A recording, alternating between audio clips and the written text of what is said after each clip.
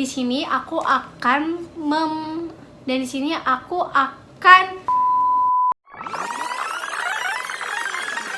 Halo guys, welcome to my YouTube channel. Yeay. Udah lama rasanya aku nggak buat video lagi karena kebetulan 2 minggu terakhir ini aku lagi hektik banget untuk magang dan kerjaan yang lainnya.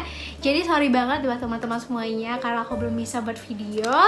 Dan kali ini bahasan aku bakal mengenai tentang psikologi. Oh ya, perkenalkan kembali, nama aku Meisi Munte. Aku mahasiswi Fakultas Psikologi di Universitas Diponegoro, dan di channel aku bakal membahas mengenai isu-isu kesehatan mental, self development yang bisa dilakukan oleh mahasiswa selama berkuliah, mengenai kuliah di psikologi, dan banyak informasi lainnya yang mungkin bisa aku bagikan ke teman-teman semuanya nih. Oke, di video kali ini kita bakal membahas lebih dekat lagi mengenai jurusan psikologi. Aku akan melontarkan mengenai pernyataan-pernyataan benar atau tidak ya, mengenai pernyataan yang biasa orang ajukan nih ke anak psikologi. Dan di sini kita akan belajar sama-sama sebenarnya jurusan psikologi itu jurusan yang seperti apa sih? Apakah anak psikologi bisa baca pikiran orang? Apakah anak psikologi bisa meramalkan masa depan? Dan apakah anak psikologi itu adalah orang yang tidak mudah stres? Dan di sini kita akan bahas ya teman-teman. Dan mungkin di video mengenai fakta atau mitosnya psikologi ini aku akan buat partnya ya, karena nggak akan bisa kita bahas di satu video aja. Dan jangan lupa untuk like dan subscribe channel aku supaya aku lebih termotivasi nih untuk membagikan informasi ke teman-teman semuanya. Yuk mengenal psikologi.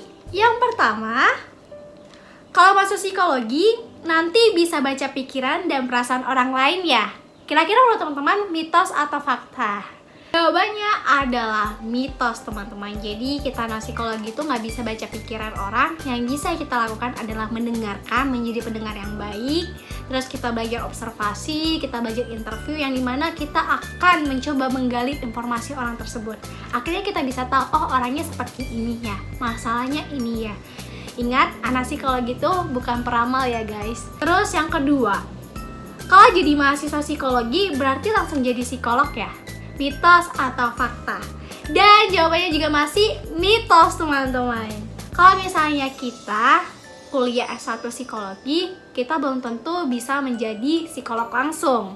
Kalau misalnya kita mau menjadi seorang psikolog, kita harus lanjut dulu nih jenjang pendidikan kita ke S2 dan memilih magister profesi. Di psikologi sendiri tuh ada 3 jenis ya magisternya, ada profesi, terapan, sama sains. Dan nanti ketika udah memilih nih untuk berkuliah magister profesi, kita juga harus memilih jurusan yang ingin kita minatin apa.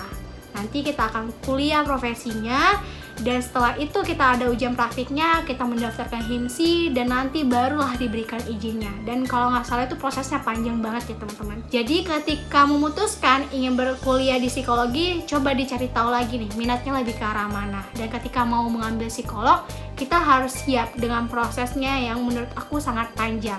Dan kita harus kuat dalam belajar juga, gitu ya.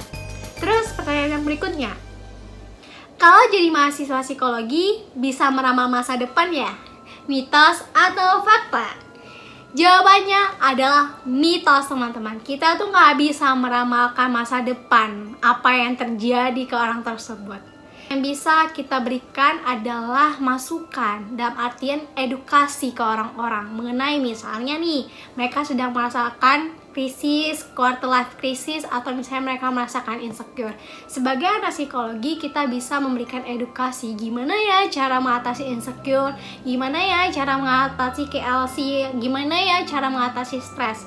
Dan kita nggak bisa meramalkan sebenarnya apakah mereka berhasil mengatasi hal tersebut, atau mereka akan bahagia, atau mereka akan sukses. Itu nggak bisa kita ramalkan. Yang bisa kita berikan adalah psikoedukasi teman-teman. Yang berikutnya, kalau mau jadi mahasiswa psikologi harus dari jurusan IPS ya? Mitos atau fakta? Jawabannya adalah mitos teman-teman. Ketika kita masuk jurusan psikologi, itu ada 2 jalur sebenarnya ya di PTN, bisa dari IPA atau IPS, tapi emang terbatas untuk jurusan IPA. Kalau nggak salah di PTN sendiri cuman ada 6. Nanti mungkin teman-teman bisa cek lagi di websitenya. Cuman ada 6 PTN yang menerima jurusan psikologi dari IPA. Dan kalau misalnya teman-teman pingin jurusan psikologi, kebanyakan memang dari jurusan IPS. Tapi teman-teman, ketika kita berkuliah di psikologi, gak akan hanya membahas mengenai sosial aja. Nanti juga akan ada pelajaran biopsi. Biopsikologi itu adalah biologinya gitu ya. Kita akan mengenal otak, tubuh, dan segala macamnya. Terus kita juga ada psikologi klinis. Kita akan ada belajar statistik juga, psikometri, yang itu berkaitan dengan matematika. Jadi menurut aku sendiri ilmu psikologi itu adalah ilmu campuran. Kita mempelajari IPA juga, kita mempelajari IPS juga nantinya. Oke, pernyataan yang berikutnya. Profesi psikolog dan psikiater itu adalah dua profesi yang berbeda. Mitos atau fakta? Jawabannya adalah fakta. Psikolog dan psikiater adalah dua profesi yang berbeda, teman-teman. Kalau misalnya psikolog itu dari S1 psikologi dan magister profesi, sedangkan kalau misalnya psikiater itu dari jurusan kedokteran. Dan biasanya juga treatment yang diberikan juga berbeda. Kalau misalnya psikolog itu cenderung akan memberikan perlakuan, sedangkan kalau misalnya psikiater itu juga akan memberikan tambahan obat-obatan gitu ya. Jadi psikiater dan psikolog ini adalah dua profesi yang berbeda, ingat, tapi mereka sama-sama membantu kita untuk mengatasi masalah kesehatan mental gitu. Pernyataan yang berikutnya, jurusan S1 psikologi hanya klinis ya? Mitos atau fakta? Jawabannya adalah mitos, teman-teman. Jadi kalau misalnya kita kuliah S1 psikologi itu cenderung masih general. Kita akan belajar psikologi klinis, kita akan belajar psikologi sosial, PIO atau psikologi industri organisasi, pendidikan, perkembangan, dan banyak hal lainnya. Dari sini kita akan menggali masih kulit-kulitnya ya. Yang nanti kalau misalnya teman-teman mau jadi psikolog, baru nih mendalamin hal-hal tersebut. Selanjutnya, ketika menjadi anak psikologi, apakah akan terbebas dari stres? Mitos atau fakta? Jujur ini mitos. Jadi teman-teman, bukan berarti ketika kita masuk menjadi anak psikologi kita tuh akan terbebas dari yang namanya stres.